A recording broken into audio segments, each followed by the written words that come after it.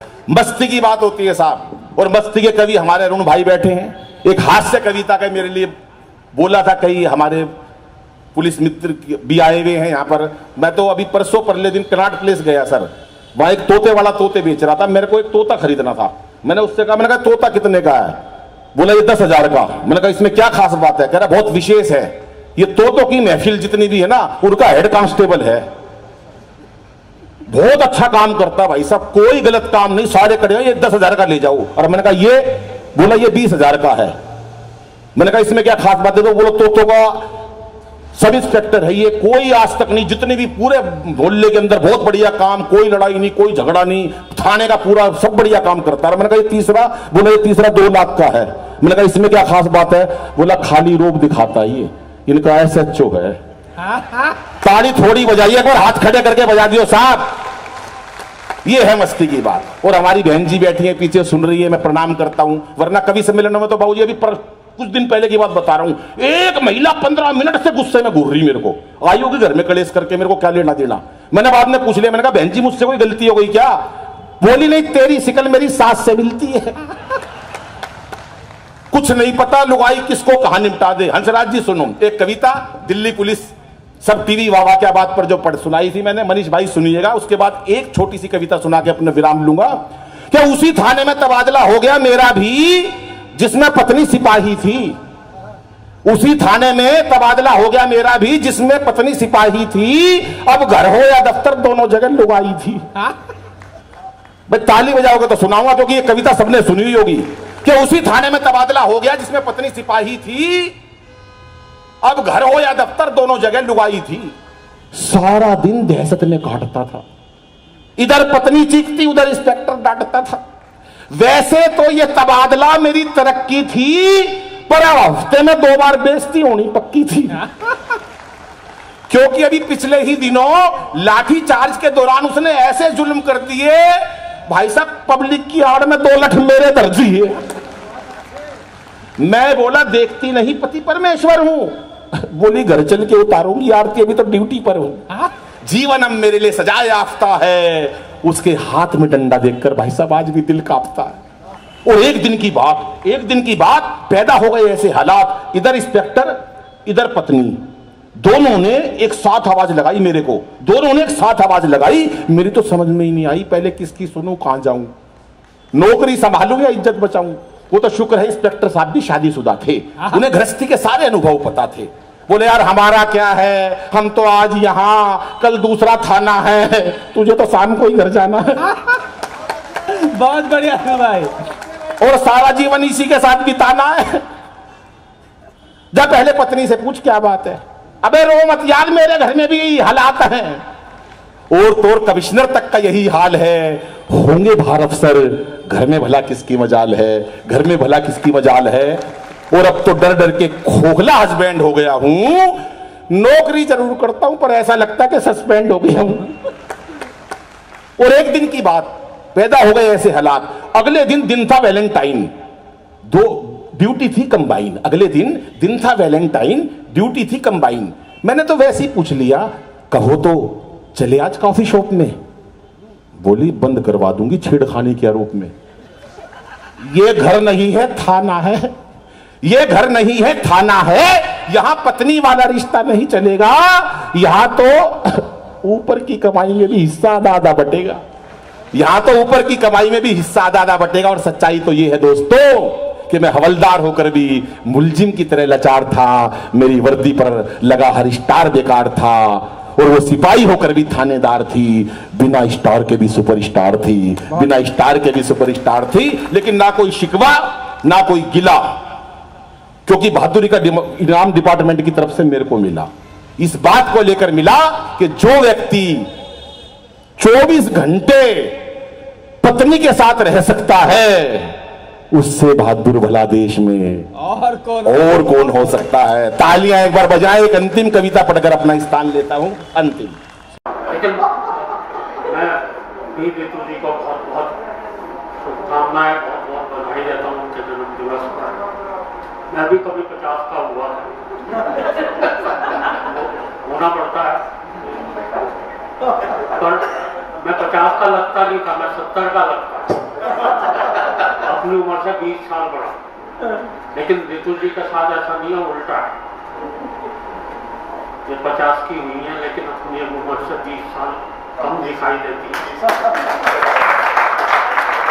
ये होना ज्यादा बड़ी बात है। एक तो क्या है, पिछले 1.5 साल से कभी सम्मेलन मिले नहीं, और जो एक मिला है वो भी मुझे अध्यक्ष बना के खत्म किया जा रहा था।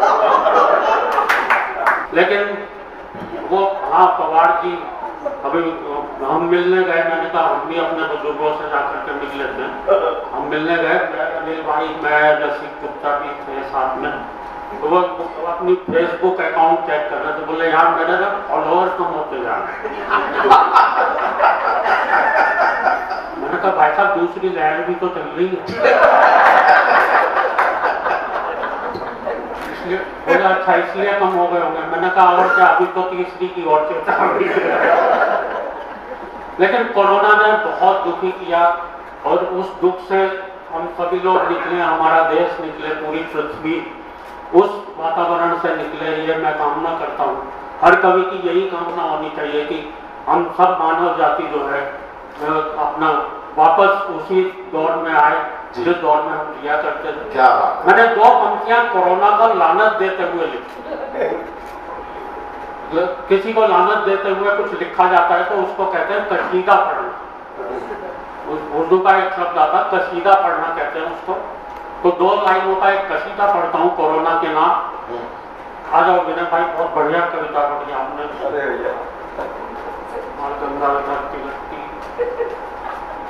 वैसे मेरे ख्याल से आपके पास पूरा कैलेंडर होगा, सारे आज इसका जन्मदिन है, आज इसका जन्मदिन है, उनकी जीवनी पढ़ो। नहीं, फार्मूला मेरी समझ में आ रहा है, धीरे धीरे मैं भी 20 में आ रहा हूँ। तो 2 पंक्तियां कोरोना के नाम की है। कोरोना क्या कसीदा पढ़ूं मैं तेरी शान में, है कोरोना क्या कसीदा पढ़ूं मैं तेरी शान में, पूरा 1.25 साल गुजार दिया लिखकर और बनियान में।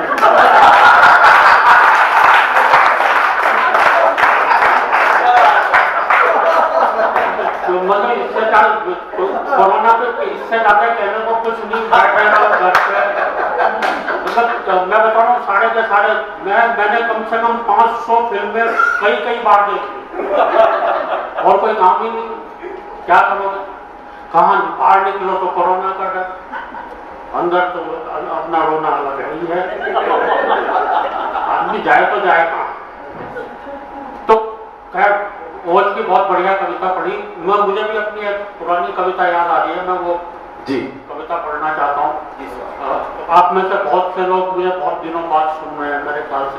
मैं सभी चेहरों का आदरणीय जगदीश मित्तल जी, सुशील भाई, मनोज जी, बहुत बहुत बधाई आपको। मैं सबके नाम, अच्छा मुझे याद नहीं रहते सही। ये राजेश है, राजेश को यहाँ पर एक श्रोता तक का नाम पता होगा, इन दोनों का नाम भी पता होगा,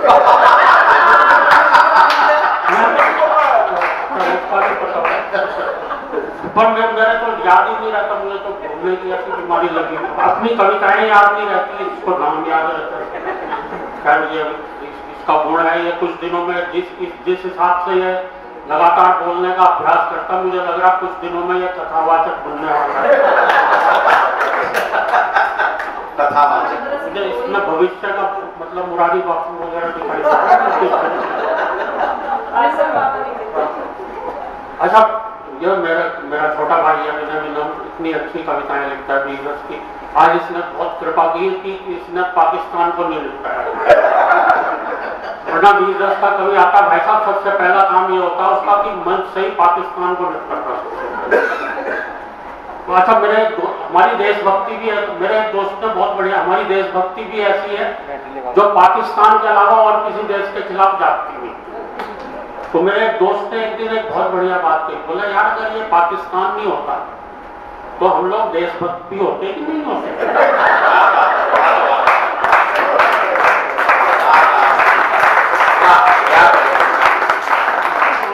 हालांकि एक और दोस्त ने उससे भी बड़ी बात कर दी, बोले यार अगर हम वाकई में सच्चे देशभक्त होते तो आज ये पाकिस्तान नहीं होता।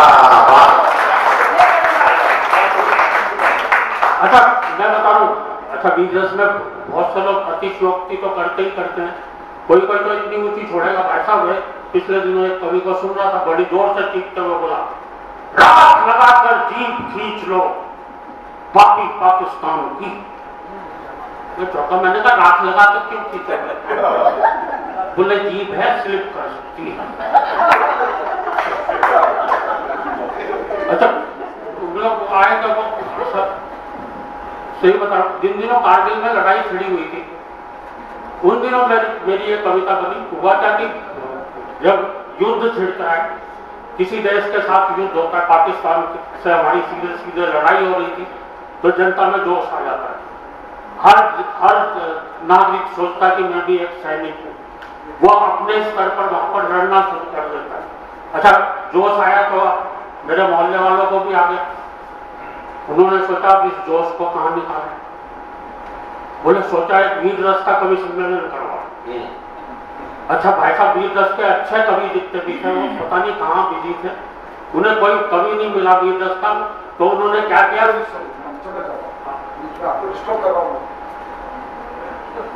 कहते क्यों करना वैसे ही घूमता रहता है।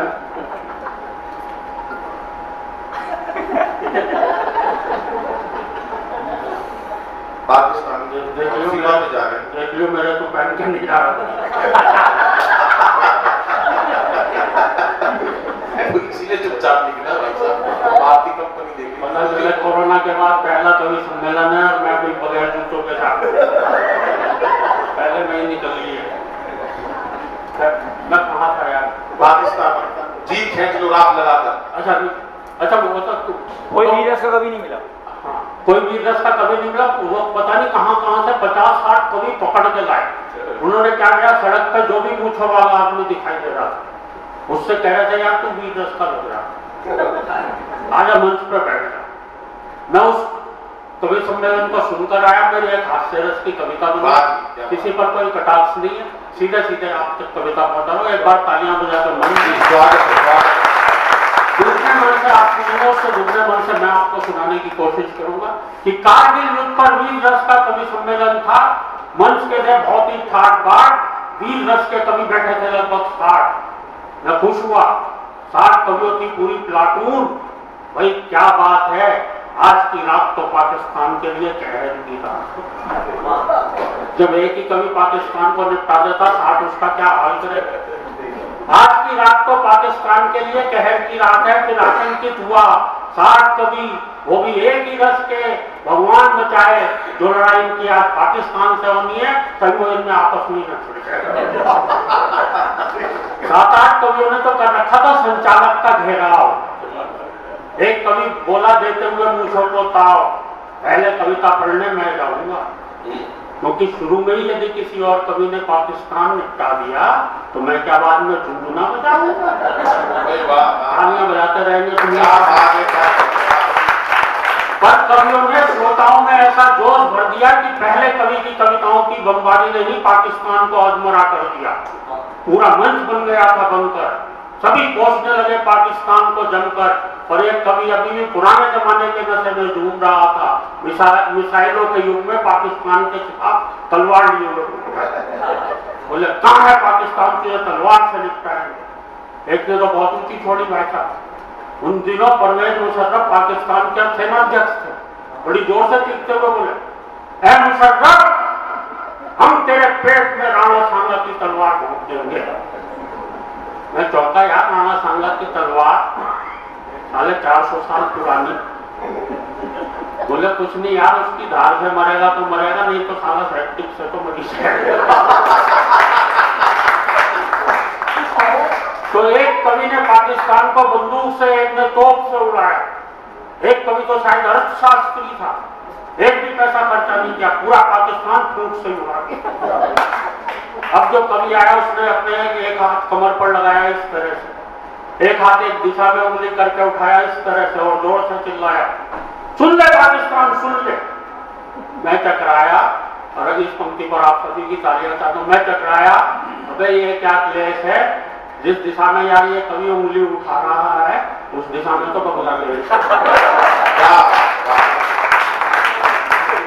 इसे कविता को गलत डायरेक्शन में नहीं सुनाना चाहिए था, ये वाला हाथ पीछे करके दूसरे वालों को करना चाहिए। क्या बात।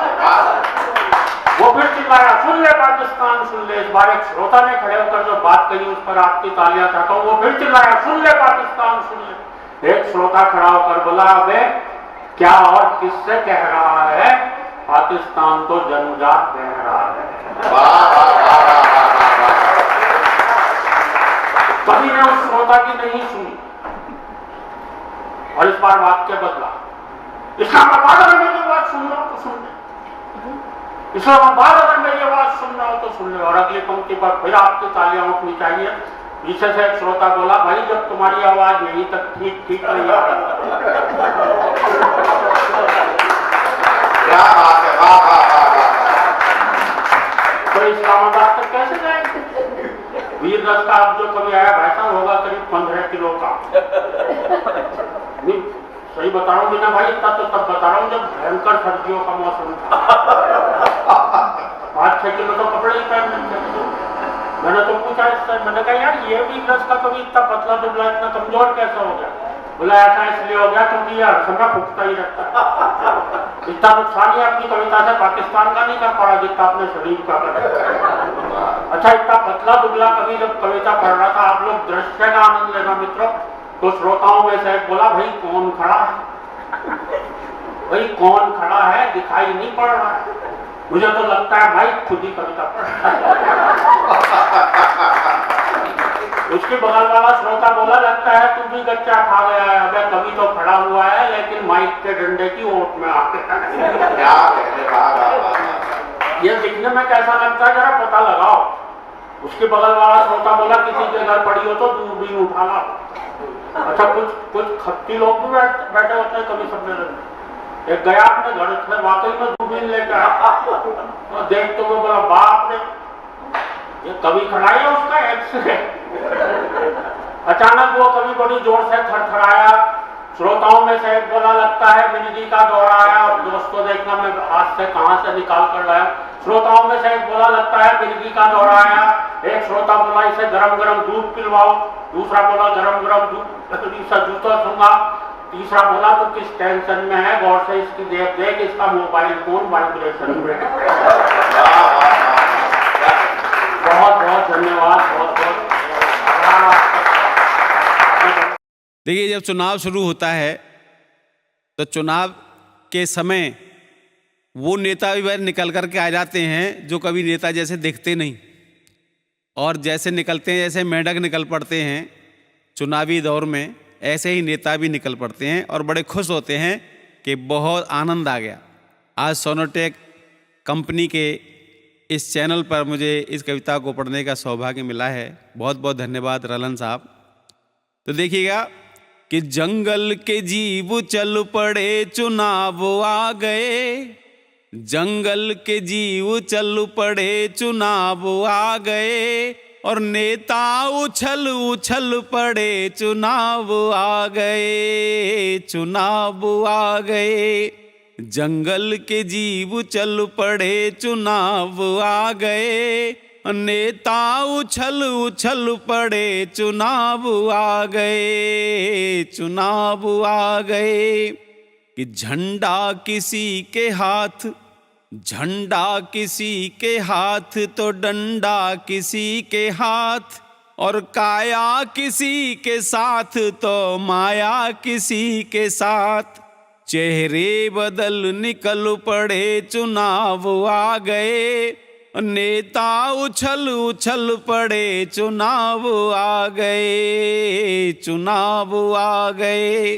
अब देखिए कविता शुरू होती है यहाँ से कि कौवे सुरीली तानु में, कौवे सुरीली तानु में कोयल से गा रहे, कौवे सुरीली तानु में कोयल से गा रहे, और बगुले भी मछलियों को तैरना सिखा रहे, बगुले भी मछलियों को तैरना सिखा रहे। पत्थर के दिल पिघल पड़े चुनाव आ गए, नेता उछल उछल पड़े चुनाव आ गए, चुनाव आ गए। और देखिएगा, नेता जो है अपने चुनाव क्षेत्र में जाता है और चुनाव क्षेत्रों में जाकर के जंगल में भी ऐसी राजनीति चलती है कि गीदड़ सियार बाघ घाघ संत बन गए, गीदड़ सियार बाघ घाघ संत बन गए, और मृगराज शेर खान अब महंत बन गए, मृगराज शेर खान अब महंत बन गए। और क्या हुआ कि मिलकर सभी निकल पड़े, चुनाव आ गए, और नेता उछल उछल पड़े, चुनाव आ गए, चुनाव आ गए। और भेड़ों को किस तरह से देखते हैं शेर जैसे जानवर, कि भेड़ों को भेड़िए, भेड़ों को भेड़िए दुलार प्यार कर रहे, भेड़ों को भेड़िए दुलार प्यार कर रहे, अब गिद्ध मांस छोड़ फलाहार कर रहे, भेड़ों को भेड़िए दुलार प्यार कर रहे, अब गिद्ध मांस छोड़ फलाहार कर रहे। यह देख दिल दहल पड़े, चुनाव आ गए, और नेता उछल उछल पड़े, चुनाव आ गए, चुनाव आ गए। और देखिए, नेता तो नेता, नेतियां भी कम नहीं है कि सिंघनी भी मेमुनों को, सिंघनी भी मेमुनों को लोरियां सुना रही, सिंघनी भी मेमुनों को लोरियां सुना रही, और चूहों को गोद लेके बिल्लियां झुला रही, चूहों को गोद लेके बिल्लियां झुला रही। सारे ही खल बदल पड़े, सारे ही खल बदल पड़े, चुनाव आ गए, और नेता उछल उछल पड़े, चुनाव आ गए, चुनाव आ गए। और देखिएगा, सभी नेता अपना अपना रूप बदलते हैं, सॉफ्ट रूप बना लेते हैं। एक जीव ने तो कमाल ही कर दिया कि जिस पर जो बन सके करम महान कर दिए, जिस पर जो बन सके करम महान कर दिए, और सांडों ने अपने सींग पुण्यदान कर दिए, सांडों ने अपने सींग पुण्यदान कर दिए। और क्यों कर दिए? कि किसी को सींग ना लग जाए, और वोटिंग में ना खलल पड़े, वोटिंग में ना खलल पड़े, चुनाव आ गए, और नेता उछल उछल पड़े, चुनाव आ गए। जंगल के जीव चल पड़े, चुनाव आ गए, और नेता उछल उछल पड़े, चुनाव। नमस्कार, मैं सबसे पहले सुनहरीलाल वर्मा तुरंत आप सभी को प्रणाम करता हूं और धन्यवाद करता हूं सोनोटेक कंपनी को, आदरणीय रहलन साहब को भी, कि आज वे हमें अपने इस मंच पर स्थान दे रहे हैं और बहुत आनंद आ रहा है इसमें। देखिएगा, नेताजी जब इलेक्शन में हार जाते हैं तो अपनी जनता को क्या कहते हैं और किस तरह से उसको खराब बताते हैं। अरे सारे वोटर धोखेबाज लगाए दियो, अरे अरे लगाए दियो हमें चूना, सारे वोटर धोखेबाज लगाए दियो, अरे अरे लगाए दियो हमें चूना, सारे वोटर धोखेबाज। अरे 2 करोड़ की दारू पी गए, 2 करोड़ को तेल, 2 करोड़ की दारू पी गए, 2 करोड़ को तेल, और 10 करोड़ में टिकट खरीदी, बिगड़ गयो सब खेल, लगाए दियो, अरे अरे लगाए दियो हमें चूना, सारे वोटर धोखेबाज। अरे कल तक कहते रहे तुम्ही को देंगे अपना वोट, कल तक कहते रहे तुम्ही को देंगे अपना वोट, और रात रात में पलटा खायो, रात रात में पलटा खायो, मारी करेजवा पे चोट लगाए दियो, अरे अरे लगाए दियो, हमें चूना सारे वोटर धोखेबाज। अरे खेत मकान दुकान बिक गए चौपट कारोबार, खेत मकान दुकान बिक गए चौपट कारोबार, और गुटबंदी में दलबंदी में दुश्मन है गए यार, लगाए दियो, अरे अरे लगाए दियो, हमें चूना सारे वोटर धोखेबाज, लगाए दियो, अरे अरे लगाए दियो, हमें चूना सारे वोटर धोखेबाज। दिन के सूरज तुम्हें पथ दिखाते रहे, रात को चांद तारे लुभाते रहे, और साल आते रहे साल जाते रहे, आप यूं ही सदा मुस्कुराते रहे, आप यूं ही सदा मुस्कुराते रहे। और 4 पंक्तियां अपने लिए अपनी तरफ से देता हूं आपके लिए। हम आपको कुछ भी नहीं दे सकते प्यार के अलावा, और वो प्यार जो है हमारे हृदय में स्थित है और उसे हम ही जानते हैं।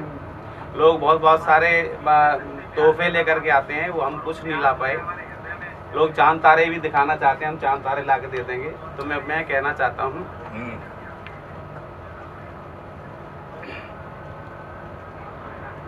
चांद तारे, स्वागत है, पढ़िए। तोड़कर चांद सितारे तो ला नहीं सकता, तोड़कर चांद सितारे तो ला नहीं सकता, और कितने भारी हैं वो पर्वत हिला नहीं सकता, कितने भारी हैं वो पर्वत हिला नहीं सकता, और कितना करता हूँ तुम्हें प्यार क्या बताऊं मैं, चीर के अपना कलेजा दिखा नहीं सकता, चीर कर अपना कलेजा दिखा नहीं सकता। आप जुग जुग जी हैं और बहुत अच्छा आपका जीवन जो है सुचारू रूप से निरोग होकर के चलता रहे, खुशियां मनाते रहें। आज आपके इस कार्यक्रम में आना था, बिजली नहीं थी, गैस भी नहीं थी, चूल्हा नहीं जल पाया, और ठंडे पानी से नहाना। और जब ठंडे पानी से नहाना पड़ा तो मैंने कहा भैया आज प्रवीण भैया के कार्यक्रम में जाना है तो नहाना है। क्या बात, बहुत बड़ी कविता है। तो बस मन में एक गाना सोचा और नहा लिए धड़ाधड़। हाय हाय, क्या बात, कैसा कैसा बहुत आनंद कि हमें ठंडे पानी से नहाना पड़ेगा, हमें ठंडे पानी से नहाना पड़ेगा, ठिठुरे ठठरियां चाहे बिखरे पसुरियां फिर भी नहाना पड़ेगा, और हमें ठंडे पानी से नहाना पड़ेगा, नहाना पड़ेगा। ये उधर ठंडी ठंडी हवा चल रही है, उधर ठंडी ठंडी हवा चल रही है, इधर फेफड़ों की दवा चल रही है, उधर ठंडी ठंडी हवा चल रही है, इधर फेफड़ों की दवा चल रही है, पर लोक भी भी जाना पड़ा तो पहले नहाना पड़ेगा और हमें ठंडे पानी से नहाना पड़ेगा, नहाना पड़ेगा हमें ठंडे पानी से नहाना पड़ेगा। और देखिए कि नहाते रहे हैं नहाते रहेंगे, कमाते रहे हैं कमाते रहेंगे, दवाओं पे दौलत लुटाते रहेंगे।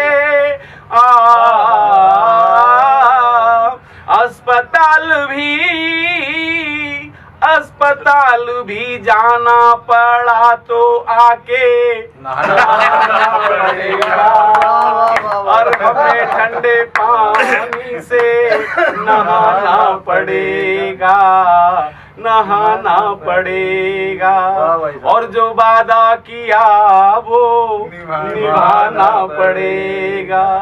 हमें प्रवीण भैया के इस प्रवीण पर्व में जाना पड़ेगा और हमें ठंडे पानी से नहाना पड़ेगा। बहुत बहुत